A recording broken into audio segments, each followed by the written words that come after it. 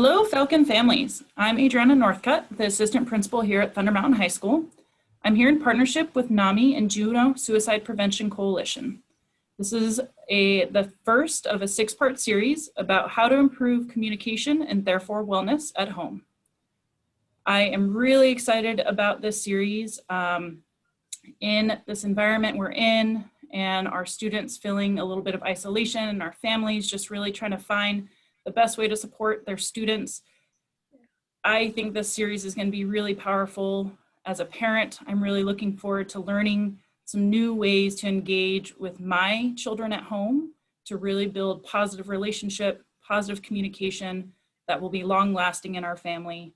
And so I really am excited about this opportunity to partner and share great information with you. So with that, I really want to thank Erin and Tina for joining us today.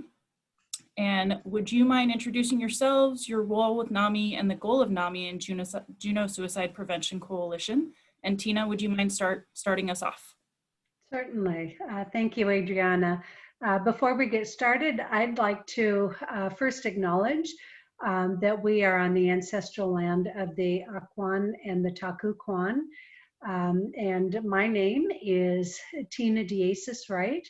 I am Ductane from Huna, that's where my people are from. And my Tlingit name is Dachati. I'm the Juneau Suicide Prevention Coalition Coordinator, and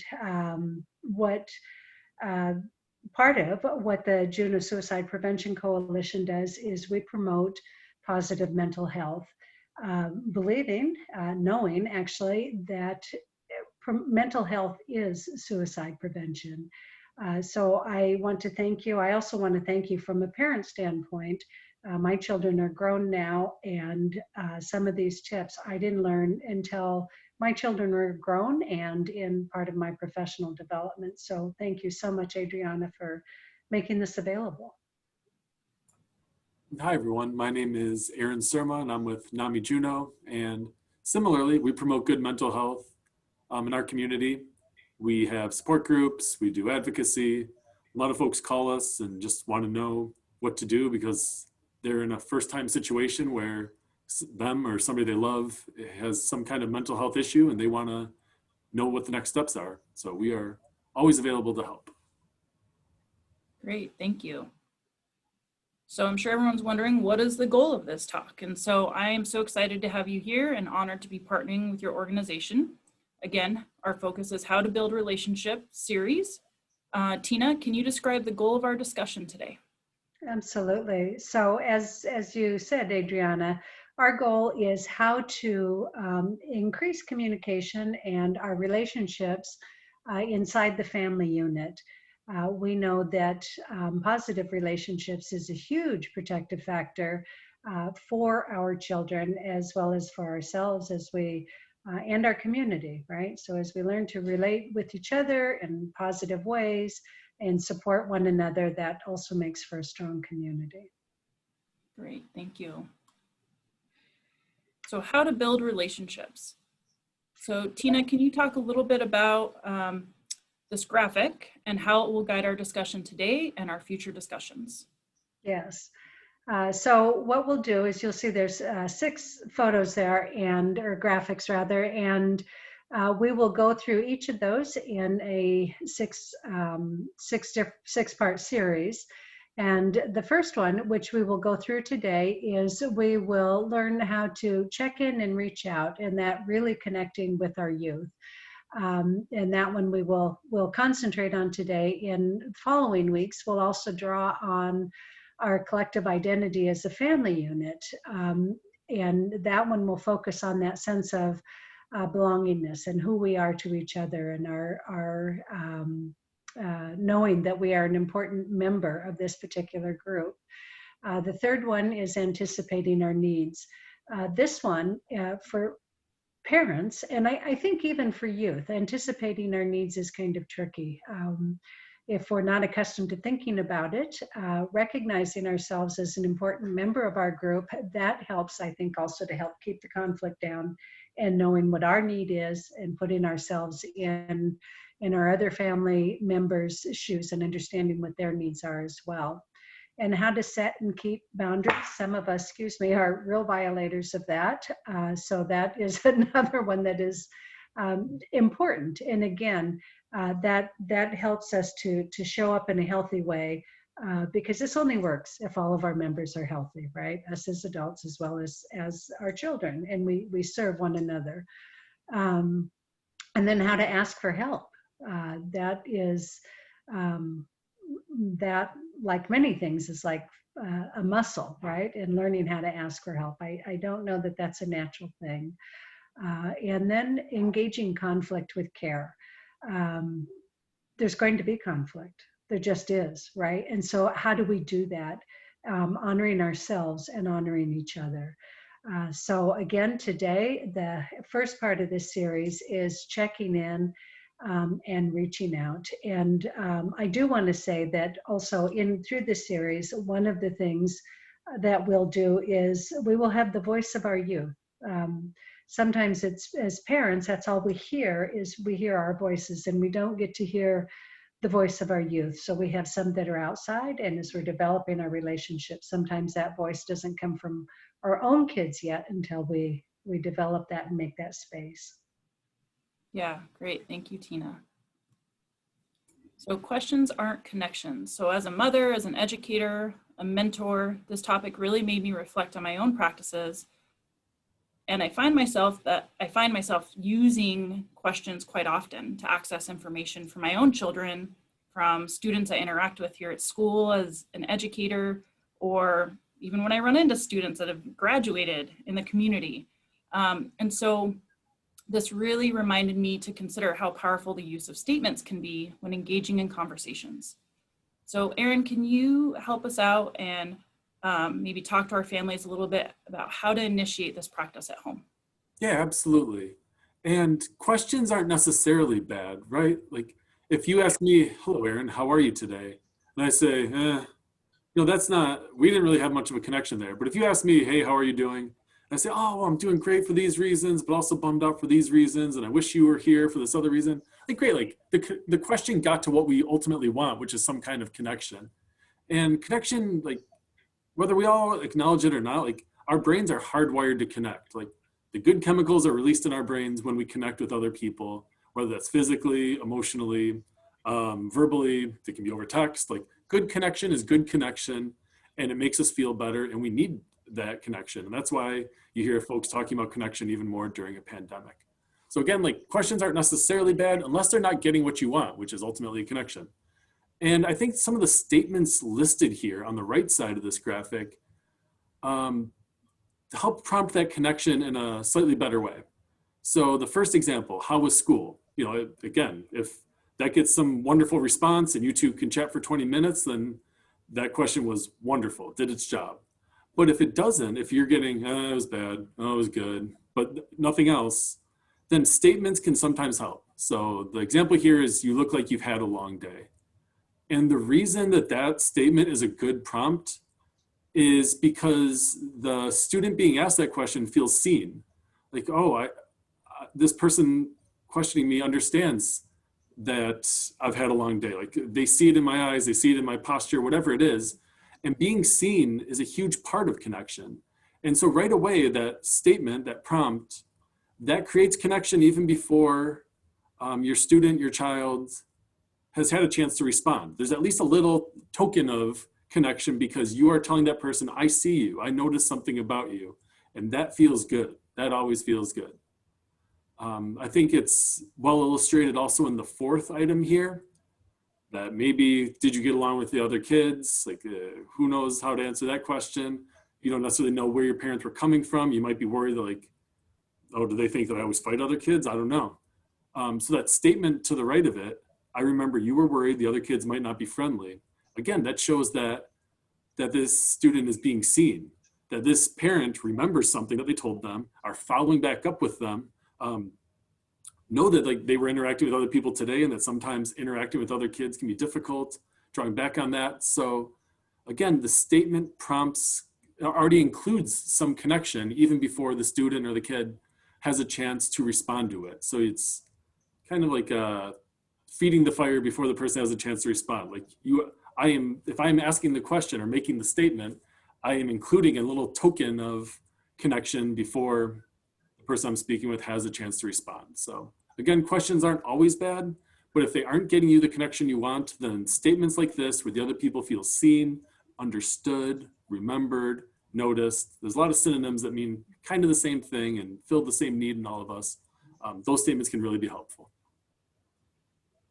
Yeah, great. Thank you. I really appreciate as a parent that I can now take this information and I can go home right after I'm done recording this with you guys, and I can have these types of engagements at home right away without a whole lot of like reworking my process as an adult. So I really appreciate just tweaking what I'm already doing.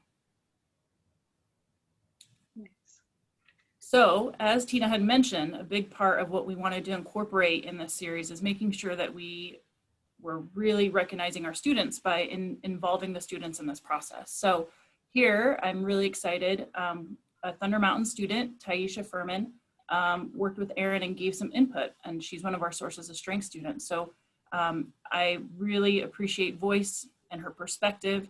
And Erin, can you share a little bit more input you received from Taisha?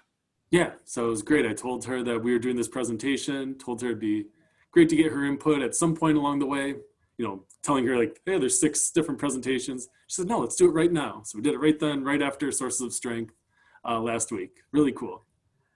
And there's a couple items here in her feedback that's kind of the same thing, that ultimately what she's looking for is the parent to understand and listen as opposed to provide solutions. So that first one, tell me about your day, I'm just going to listen. Again, wants to be heard, wants to be understood, isn't necessarily looking for solutions, which is the same as her point in number 4 there, that it's nice to hear from a parent, is there something I can do to help? As opposed to saying, well, you should do this, you should do that. And again, that's because people want to be understood. And so being listened to and being heard ultimately is understood. And sometimes understood and then just the offer of help is as good as actually getting that help. And sometimes better. Like a lot of times once people get something off their chest, they like ultimately know what the next step is. They don't necessarily need help, but it was nice to know that they could be heard and nice that there was somebody offering to help, even if it ultimately wasn't needed. The second item here, eye contact, that gets into active listening. It'd be disheartening if a parent was looking at their phone or doing a crossword puzzle instead of actually engaging in the conversation. And that's ultimately going to lead the young person to shut down if they don't think that they're actually being heard or what they're saying matters or resonates. Then like, why would you keep talking? Like, you wouldn't. And the third item here, having a routine. So whether it's a formal thing, like we always eat dinner at 6 o'clock and we're always at the table, or just making it a point to always chat in the morning when you all are making coffee or doing whatever you're doing in the morning before kids go off to school. So it doesn't necessarily have to be formal or informal, but having a routine of talking is the important part.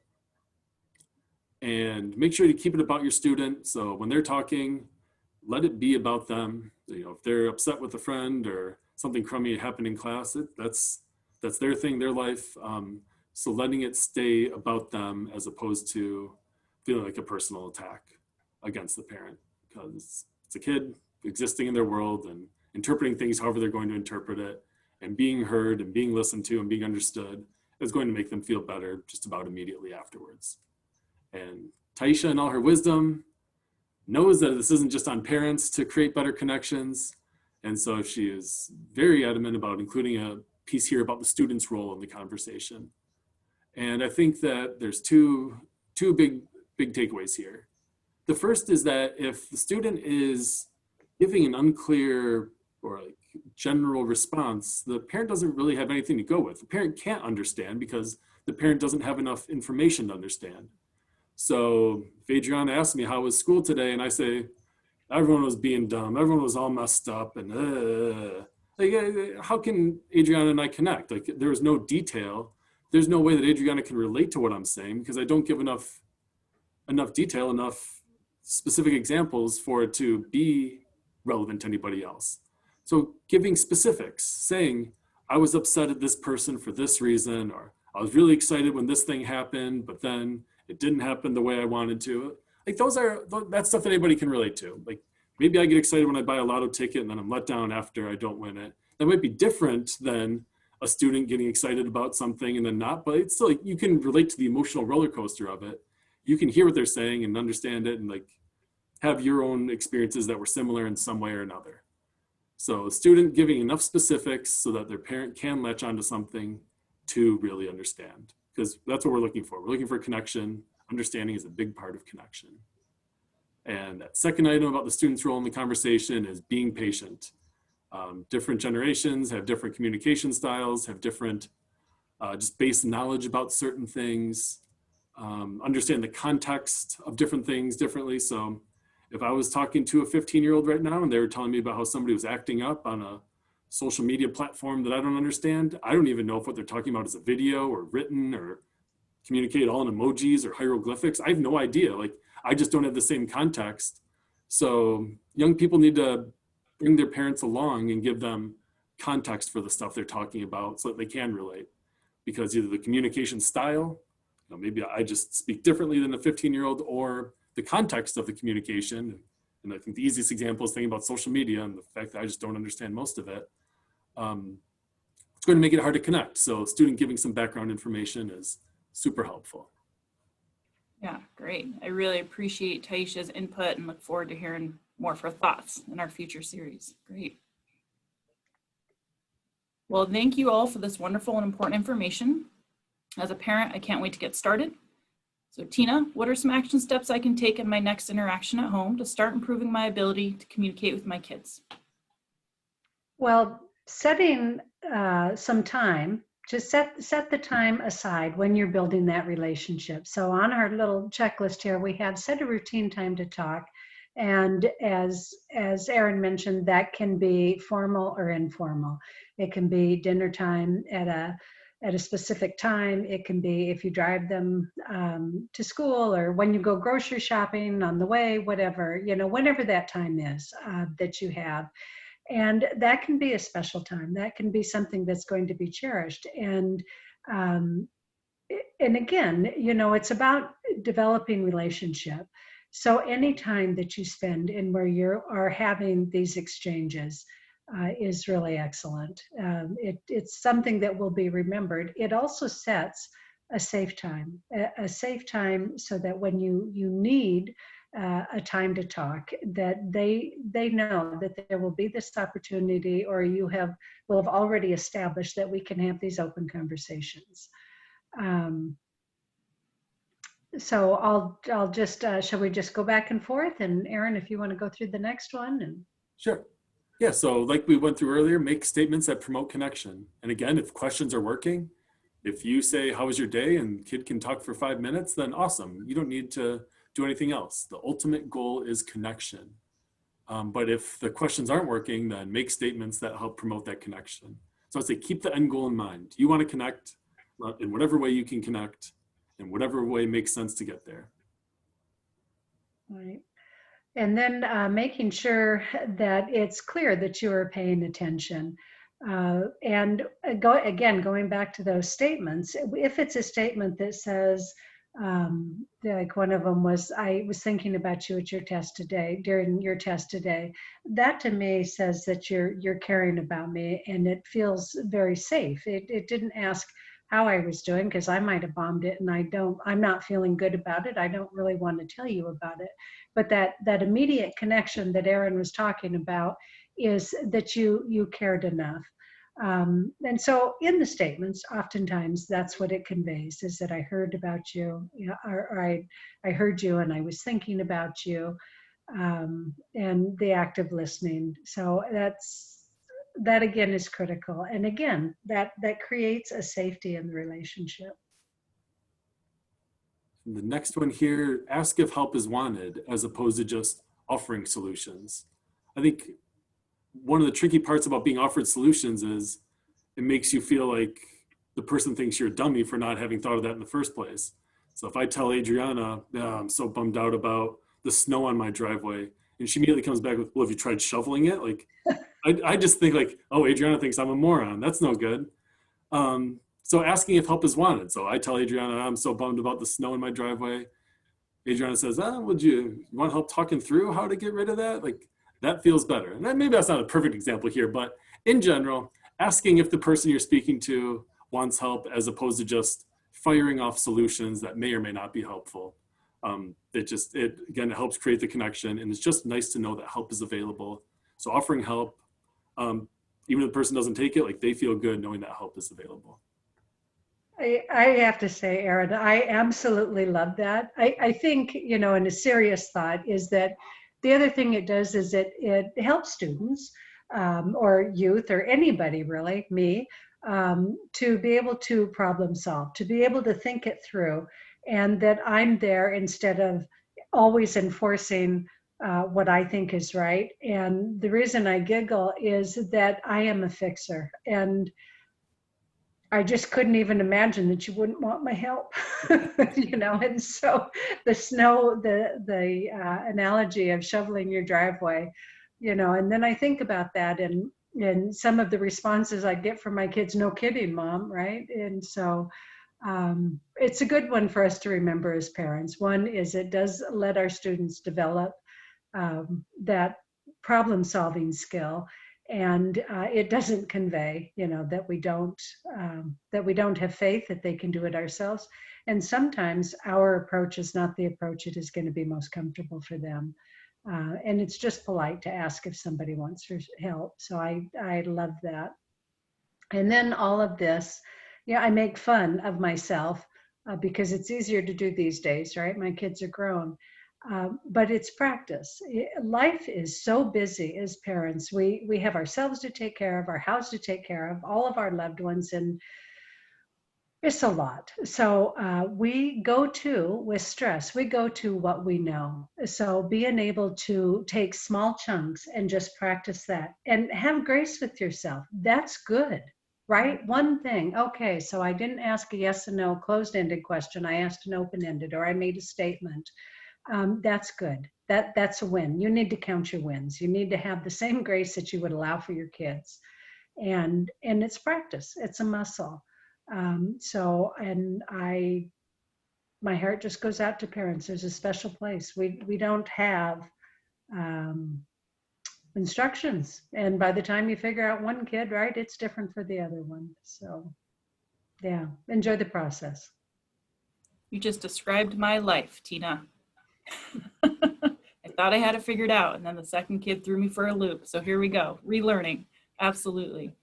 Great. Well, thank you for, again, the steps. I think that really helps us just to formulate a kind of a plan, which I know for me is really helpful and makes me really just more conscious of the approach that I'm going to take at home. So thank you for that. So the other really important thing that I'm just really grateful for as a parent, as an educator in this community, are just we have so many resources available to our students and families, and through things here at Thunder Mountain, we have some great resources, and then through partnerships that we have with community entities. You know, I think it's essential for us to just share some of these great opportunities for families, and for families to know, like, there's help out there, there's resources, there's people that can help navigate some of these challenging topics that we come across as parents. So Tina, would you like to share some of these great resources with our families? Sure. And then to add on that too, you know, students can work with each other to help solve problems. They might have parent problems, you know, so the students can work, they can grow, they can figure it out together. They can know that they're not alone in their struggles, and parents can do the same. At many of these places, so there's support for a family can look like support for the student as well as support for the parent, and in some cases the support is for the whole family, and it may be all three, but at different times or together.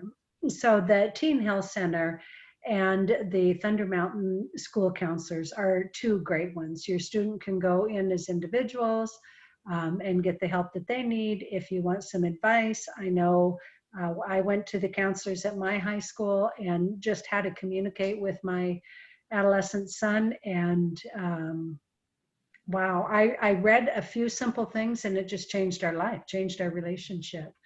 So those are great. Zach Gordon Youth Center, again, a great place to connect. Some of the resources could be homework, or just a place to drop in, you know, and with COVID, sometimes we just need another safe space to go. So you can look online and you can see that there's a number of different groups that you can join, as well as other supports, and that might be homework. I think they've got some support for that as well. Sources of Strength is, of course, near and dear to my heart. It's a group that is for all of the high school students. Then it talks about how to be healthy with ourselves, our students do, how to be healthy within our families and within our community. And it's a student-led group so that our students become leaders, not just to themselves, but maybe community leaders, and work together and problem solve and try to see the things that they as a group want to invest in. And all of it is with a focus on positive mental health and how to share that, how to be a positive member and contributing member of society. So with that one, Rob is, he's our youth program coordinator, and incredibly relatable. The kids love him, used to be a coach, but you can contact Strength at NAMI Juneau for that one. The Native Youth Olympics is another one that teaches us about all of the different cultures around the state. And it does a lot of the physical activities, which we know is very positive. And I think one of the most beautiful things about that program is that there is a competition with yourself and not with each other, right? So we're always striving to do our personal best. And they are different skills that we get to learn, cultural different skills. Central Council, or Tlingit and Haida's Navigators Program, is another one that is really concentrates on cultural connectedness and works with individuals as well as with the community, and works with the family, and is really, what can I say, responsive. Whatever your need is, and basically, how do we get through adolescence into adulthood? But it's a lot of fun. It's learning a lot of life skills, and really flexible, you know. So if a parent has a need, I know that you can talk with the staff and you'll work through it together. It's relationship building. Yeah, and great. there are many others. This is just a handful. Great, thank you, Tina. And I think something too that here at Thunder Mountain, I know we've really focused on, and something that we continue to build and want to keep growing with as a kind of educational community, is all of these organizations are providing positive interactions with adults and having that kind of that relationship. And you know, those trusted adults are so important in our students' lives and my children's lives, that when things come up, and if just as you described, maybe our student or our child isn't comfortable coming to us right away with something, but they have another adult to bounce ideas off of or get feedback from. And I think we can all probably think about an adult in our adolescent that we counted on, that wasn't maybe a parent that we went to that was trusted. And so these opportunities and ability for students to participate in different groups and organizations just builds a stronger community of trusted adults for our students. So I really appreciate you sharing these opportunities with our families. And the last thing we want to talk to you about before we leave you today is another great resource for actually all around our community and our state, is the Alaska Care Line. So Alaska Care Line does have an app that you can download onto your phone. It's a terrific resource to have on hand for ourselves or our loved ones. And like any other plan, it is good to have resources in place before the need arises. So Tina, can you share a little bit more about the Alaska Care Line with our families? Absolutely. So as you said, Adriana, is that this resource is available 24/7. You can talk on the phone, you can text, you know, there are multiple ways to reach out. And also, so some of the services, aside from just conversation right then, is if you have a need in your community, they can direct you with some targeted resources as well. Or just talk through whatever your need might be. And right now, you know, it's whether this be for yourself or for your loved ones or your kids, we all go through the holidays differently, right? For some people, it's a difficult time. I certainly have trouble with the long, dark days, or if I'm concerned about a loved one, and it's another release. Sometimes if we aren't ready to share this with relationships that we have and we want an anonymous somebody, they're there, you know, and we're all going to have our trying times. So the point is that we work on building our relationships and that we know where our outs are so that we can all be well. Great, thank you. Well, Erin, Tina, thank you so much for joining us today. I'm so excited about this series. I'm so excited about sharing it with our families and personally learning new strategies to work on with my own family. And I look forward to hearing all the great information you have to share with us and hearing our student voices too, to help us grow and learn as we move forward. Thanks, Adriana. Appreciate it. Yes, thank you. Merry Christmas, everyone. Happy holidays. Absolutely. Thank you.